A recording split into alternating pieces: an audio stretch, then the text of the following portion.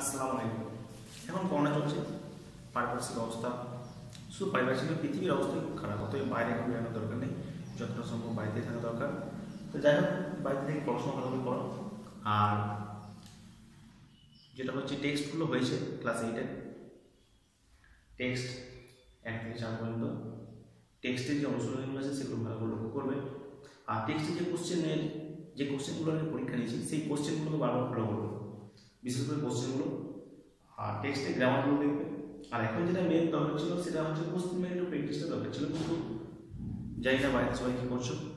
তাই কোশ্চেন ব্যাংকের যে গ্রামারগুলো আছে সেই গ্রামারগুলোকে আমি এক জায়গায় সাম আপ করে মোটামুটি একটু দেখাবার চেষ্টা করছি। হ্যাঁ, তো সবাই ভালো করে দেখো। যেমন কোশ্চেন ব্যাংকে প্রথম থেকে যেগুলো দেওয়া আছে সেগুলো হচ্ছে কিছু আর্টিকেল, যেমন সি,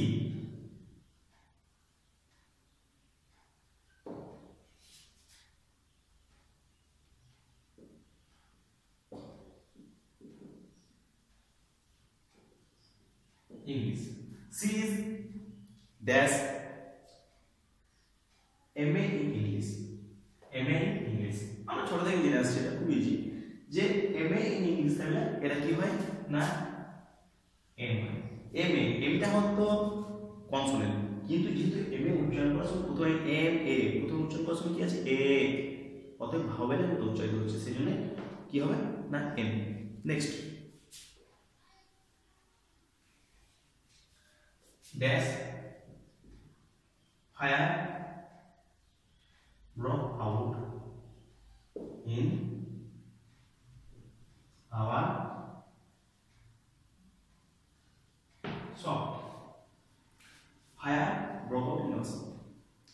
Fire কি বলবো? আগুন। আগুনকে তার এ বা এন দিয়ে আইডেন্টিফাই করা যায় না বা ইন্ডিকেট করা যায় না, তাহলে একে ফায়ারকে ইন্ডিকেট করতে হবে কি দিয়ে? দা। যদিও এটা ম্যাটেরিয়াল নাম, অতএব দা ফায়ার মানে অগ্নিকাণ্ড। একটা নির্দিষ্ট করে বলতে পারি যে অগ্নিকাণ্ড কি করেছিল না আমাদের দোকানে আগুন লাগিয়েছিল, তাহলে কি হবে দা।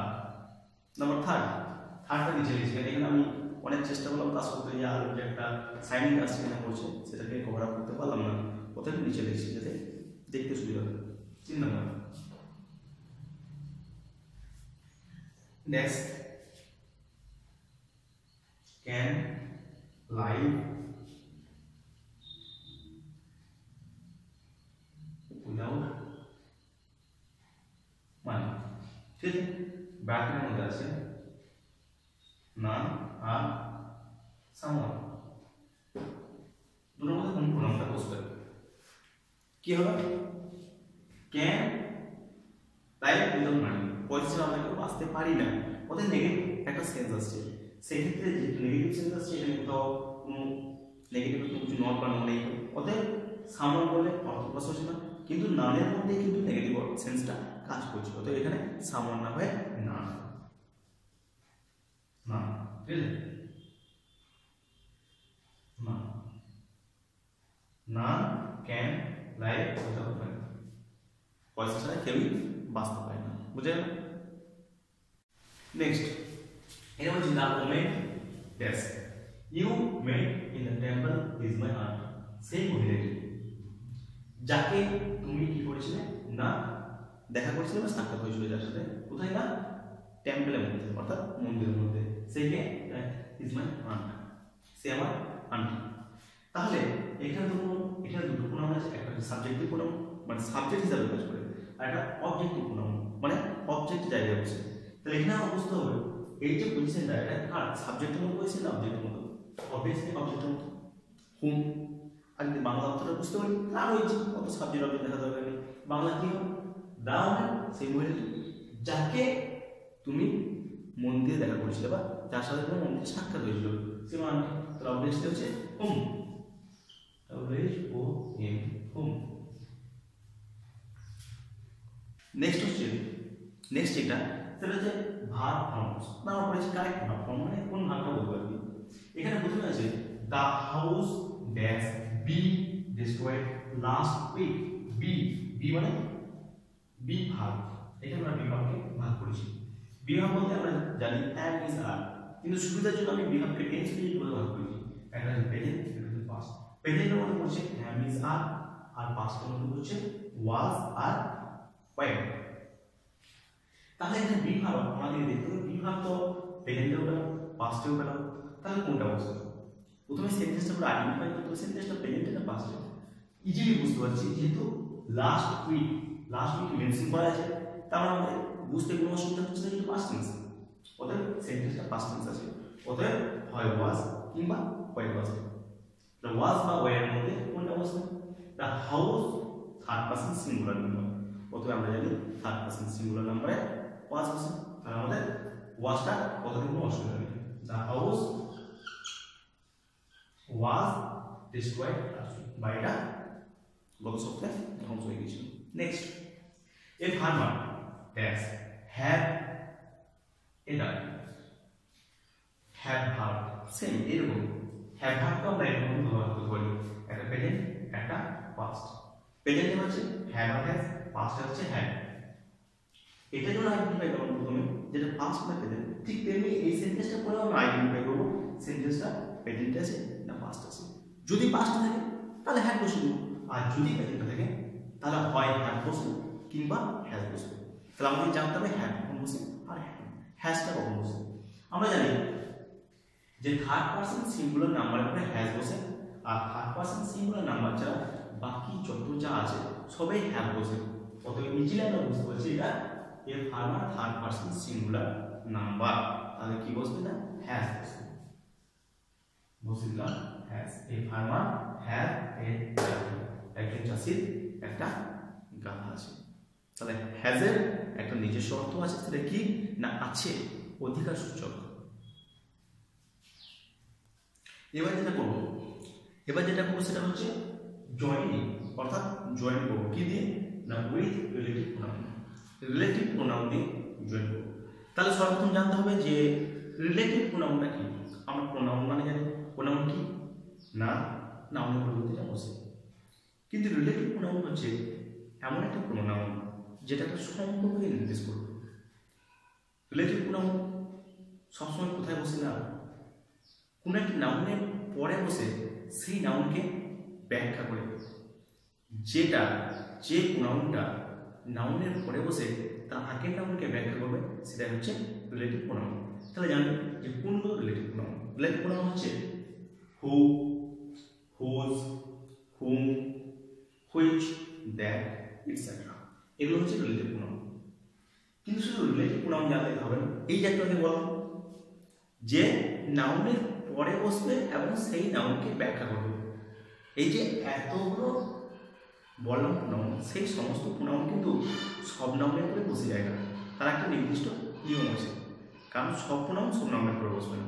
যেমন ব্যক্তির ক্ষেত্রে মানে মানুষের ক্ষেত্রে কি কি প্রোনাউন বসবে? The man who is my uncle, the man who is my uncle, তা মানুষের পরে বসছে হু, যে হয় আমার uncle. The man which is my uncle, it is absolutely incorrect, কারণ মানুষের পরে হুইচটা বসবে না। তাহলে কি কি বসবে? ব্যক্তির ক্ষেত্রে যদি ব্যক্তিকে বোঝায় তাহলে হু, হুম, হুজ বসবে। এটা কিন্তু রাইট ডাউন করে লিখে দেবে খাতায়। তাহলে কি না প্রথমে রিলেটিভ প্রোনাউনগুলো লিখবো খাতায়, হু, হুজ, হুম, হুইচ, দ্যাট। তারপরে ব্যক্তির ক্ষেত্রে কোনগুলো বসবে? ব্যক্তির ক্ষেত্রে বসবে হু, হুম আর হুজ। বস্তু ও ইতর শ্রেণীর প্রাণীর ক্ষেত্রে, বস্তু ও ইতর শ্রেণীর প্রাণীর ক্ষেত্রে, বস্তু না হয় বুঝলাম, ইতর শ্রেণীর প্রাণী আবার কোনগুলো? ইতর শ্রেণীর প্রাণী বলতে বোঝাচ্ছে কোনগুলো? ইঁদুর, বিড়াল, ছাগল, ভেড়া, এই ধরনের জন্তু জানোয়ারগুলো বলি ইতর শ্রেণীর প্রাণী। এগুলোর পরে কিন্তু হু, হুজ, হুম, হুইচ, দ্যাট বসবে না। এগুলোর পরে কি বসবে? এগুলোর পরে বসবে অনলি হুইচ। ইতর শ্রেণীর প্রাণী পরে অনলি হুইচ বসবে। আর যেটা লাস্টে বলবে দ্যাট, দ্যাটটা এমন একটা প্রোনাউন যেটা বস্তুর ক্ষেত্রেও বসবে, ব্যক্তির ক্ষেত্রেও বসবে, ইতর শ্রেণীর প্রাণীর ক্ষেত্রেও বসবে, অর্থাৎ ফর অল মানে সবার ক্ষেত্রে বসবে দ্যাট। ক্লিয়ার? আরেকবার রিপিট করছি, জয়েনিং অর্থাৎ রিলেটিভ প্রোনাউন রিলেটিভ প্রোনাউন কোনগুলি?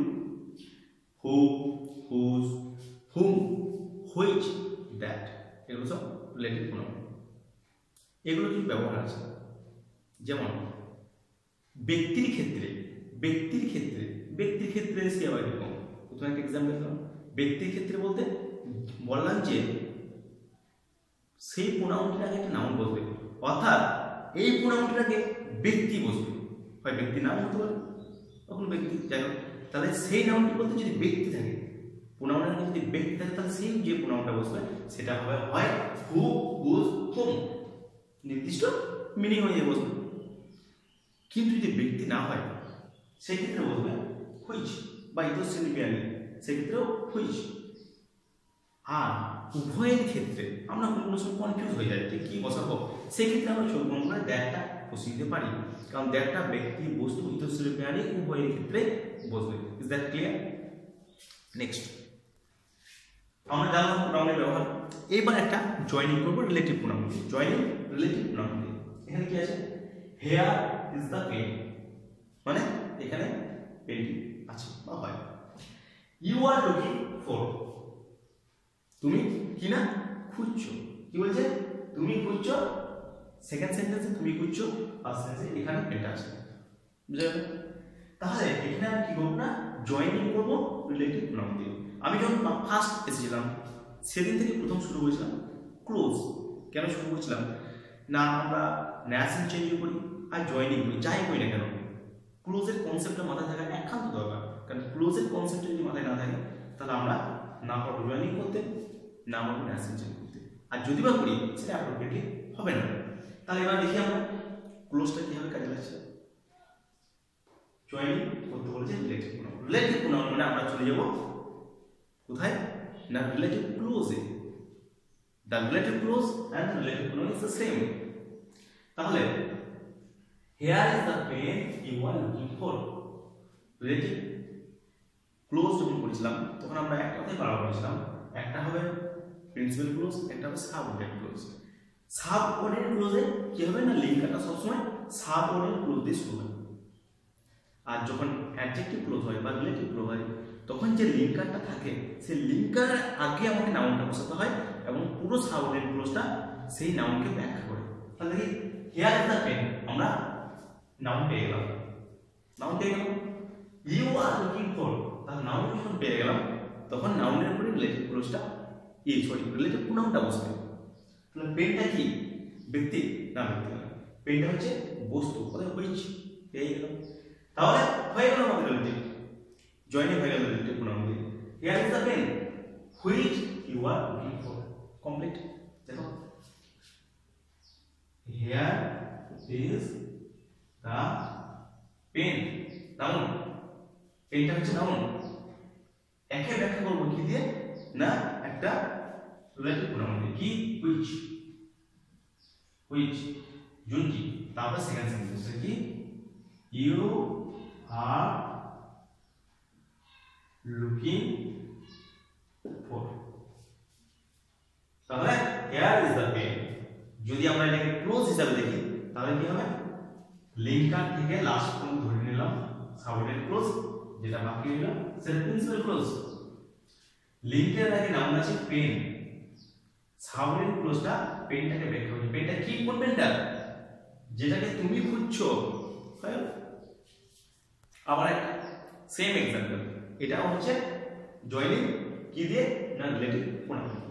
এটা কি বলছে, এটা আমি আগে একটা বললাম, সেম টু সেম, শুধু একটা জিনিসের পরিবর্তন, বাকি সব সেম। এটা তোমরা এখন আমি বলছি, দিস আর দ্য বয়েজ, এইগুলো হচ্ছে সেই ছেলেগুলো, এইগুলো হয় সেই ছেলেগুলো। Their names have been included in the team, যাদের নাম টিমের মধ্যে ভরা হয়েছে বা অন্তর্ভুক্ত করা হয়েছে টিমে। তাহলে এইখানে আমি রিলেটিভ ক্লোজ তো করবো, কিন্তু আমার সেন্স চলে যাবে সেই রিলেটিভ ক্লোজে বা অ্যাডজেক্টিভ ক্লোজে। তাহলে অ্যাডজেক্টিভ ক্লোজে কি ছিল না, একটা সাবঅর্ডিনেট ক্লোজ মানে সাবজেক্ট ভার্ব, মানে সেন্টেন্স দুটো ভাগ হয়ে, একটা দেওয়া থাকবে সাবজেক্ট ভার্ব আর একটা দেওয়া থাকবে সাবজেক্ট ভার্ব, কিন্তু সেকেন্ড যেটা সাবঅর্ডিনেট ক্লোজ হবে তার সঙ্গে লিঙ্কারে যুক্ত থাকবে। তাহলে এখানে দেখি দিস আর দ্য বয়েজ, তাহলে লিঙ্কারটা নাউনে আগে বসবে। লিঙ্কার নাউনে নাউন বুঝি পেয়ে গেলাম দা ভয়েস, নাউনটা আমরা পেয়ে গেলাম। তাহলে একে নিশ্চয়ই সেই প্রোনাউনটাকে দিয়ে ব্যাখ্যা করাতে হবে, তাহলে আমার ক্লোজও হয়ে যাবে প্লাস জয়েনিংও হয়ে যাচ্ছে। তাহলে দিস আর দ্য বয়েজ, এটা হচ্ছে সেই ছেলেগুলো আগেবারে পেন দিয়ে করলাম, পেন নাই বস্তু ছিল যেখানে করে দিলাম কি না হুইচ, এটা হচ্ছে বয়েজ ছেলে, এগুলো ব্যক্তি, এগুলো তার বস্তু নয়। তাহলে ব্যক্তি থেকে কি বলছে হু হুজ হুম। তাহলে দিস আর দ্য বয়েজ, এগুলো হচ্ছে সেই ছেলেগুলো, দেয়ার নেম যাদের নাম, তার মানে দা বয়েজ যাদের নাম, হুজ নেমস যাদের নাম, দেয়ারটা উঠে দিলাম, এখানে বললাম whose, double H O S G whose, same. তাহলে এবার পড়ি, তাহলে আমরা এর কি হবে নিচে বলছি these are the boys, these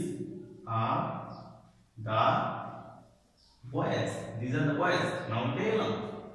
এই নাউনকে ব্যাখ্যা করবে একটা প্রোনাউন দিয়ে, প্রোনাউনটা কি হবে, যেহেতু ব্যক্তি সেহেতু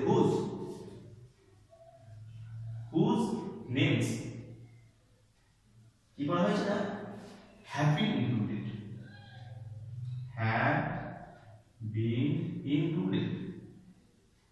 into date in the team হয়ে গেল রিলেটিভ প্রোনাউন জয়েনিং। এটাকে একবার দেখি অ্যাডজেক্টিভ ক্লোজ দিই, লিঙ্কার ধরে নিলাম লাস্ট পর্যন্ত কি হলো সাবঅর্ডিনেট ক্লোজ, লিঙ্কার থেকে লাস্ট পর্যন্ত সাবঅর্ডিনেট ক্লোজ, পরিবারের কোনটা this are the boys, insulate close. Noun কোনটা হলো দ্য বয়েজ, প্রোনাউন কি হলো হুজ। তাহলে সাবঅর্ডিনেট ক্লোজটা কি করছে, ছেলেটাকে ব্যাখ্যা করছে। কিরকম ব্যাখ্যা দেখি, দিস আর দ্য বয়েজ, এগুলো হচ্ছে সেই ছেলেগুলো। কোন ছেলেগুলো, তাহলে ছেলেগুলোকে বিশেষিত করছে, মানে অ্যাডজেক্টিভের মতো কাজ করছে। কোন ছেলেগুলো না, যাদের নাম টিমে ভরা হয়েছে, তার ছেলেগুলোকে বর্ণনা করছে, অতএব অ্যাডজেক্টিভ ক্লোজ, অতএব কোনো সম্পর্কে আমরা আইডেন্টিফাই করছি, হয় ভেরি ইজি। বেশ, আজকে এই পর্যন্ত থাক, যেগুলো বললাম সেগুলো একটু প্র্যাকটিস করবে, বিশেষ করে রিলেটিভ যে প্রোনাউনটা করলাম এটা একটু ভালো বোঝার চেষ্টা করবে।